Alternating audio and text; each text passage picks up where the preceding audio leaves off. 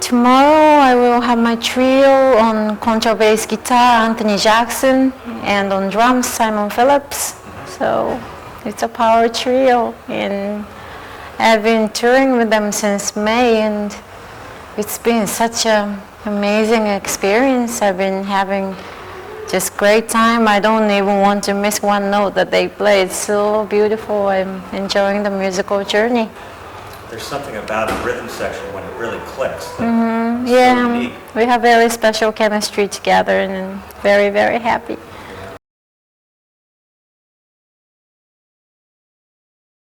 Well, the solo is more like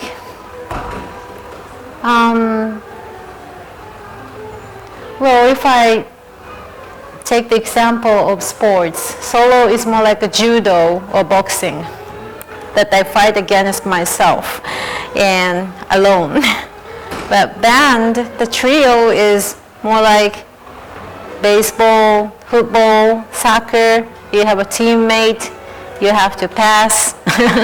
You know, sometimes you get a pass and you make it to a goal, and it's more team play, interplay, and I enjoy that part very much.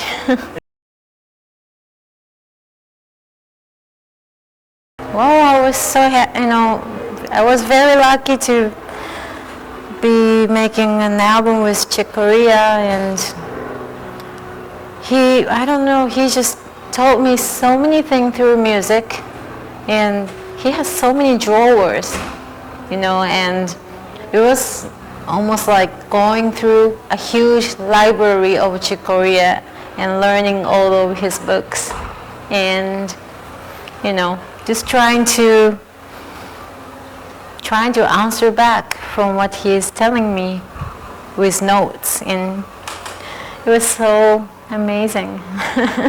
He, of course, any young musician coming up too, particularly those early records have so many sort of standards now. Some time ago, Light as a Feather. There's so many of those. Did you play those as a piano player when you were coming up? Yes, one of my favorite songs are Windows, Humpty Dumpty. So I was so happy to be playing with him. That's his songs. It was amazing.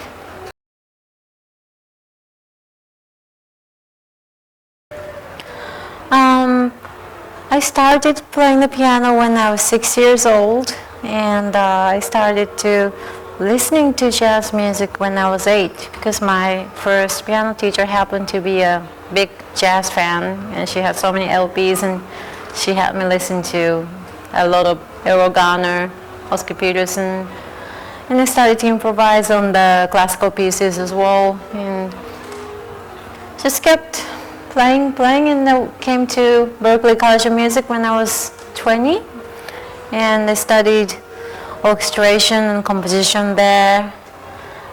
Then I made my first album when I was 22, and it got released when I was 23. Who were some of your teachers at Berklee that inspired you? So many. Richard Evans, who produced my first record, as well as Ahmad Jamal, and who also introduced me to Ahmad, and Michael Ferguson, who told me from the day one how hard the music career will be. He was very realistic about it. That's what I really love about him. And I just had such a great time there,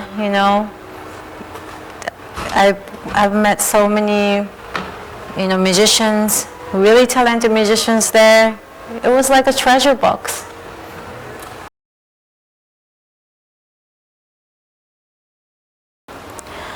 When it happened, I was in New York. It was really shocking. I couldn't believe what I was watching on the news, and I decided to go back. I had engagement at New Orleans. Not New Orleans. I had a show in Lake Charles, Louisiana. So I played that show right after the tsunami, and I went back 2 days or 3 days after it happened, and I just wanted to go back there, and I didn't know what I could do, but I just wanted to go there and just find something I could do for my country, and I never felt that Japanese in my whole life, because maybe going there you will feel aftershocks, and maybe it's not as safe as being out of Japan, but I wanted to go there, and I really wanted to do something to support my country. So I really felt, yes, I am from Japan. And when I went there, I just did a lot of live radio performances, live TV performances, to just cheer people up. I didn't know how much the music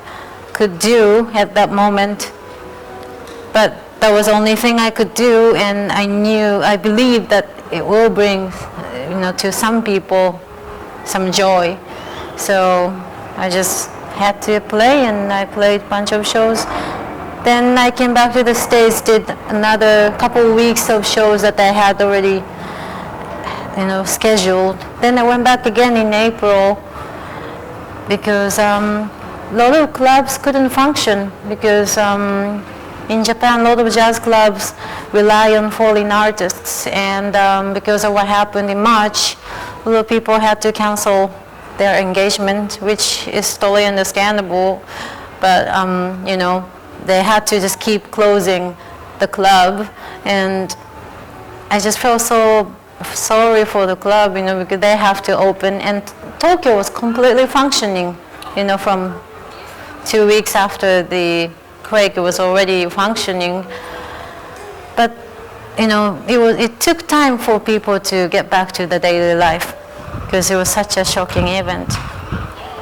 So I went back and I just did 18 benefit shows in the clubs where had some cancellations, and I took over all these blank dates, and it was very emotional shows. I've never seen that many people crying in my shows, and I did it because me doing shows there could only bring something positive, because club could open, I could play music, which I really love, and people come there, and they can just enjoy their life, and they can be positive for their life.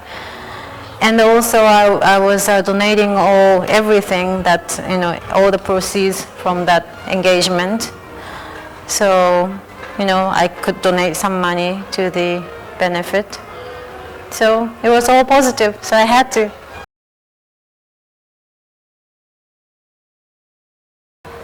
Well, I cannot force anybody to do anything, and whatever comes from their heart, that will be appreciated. And for me, I just have to keep telling people that we just need continuous support, because it won't recover in 3 months, 1 year. It will just take ages for us to recover, so just need continuous support. And if so, any kind of donations, support, all the musicians come into Japan, just give musical energy, anything, will be very, very supportive and appreciated.